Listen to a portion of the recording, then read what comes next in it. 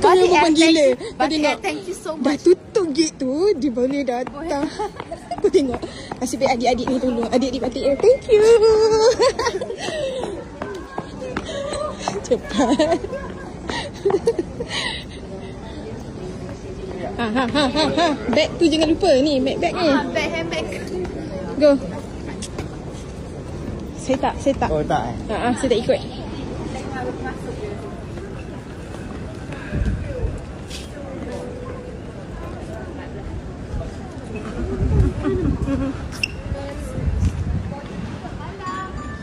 Sini. Babe. Safe flight. Mama.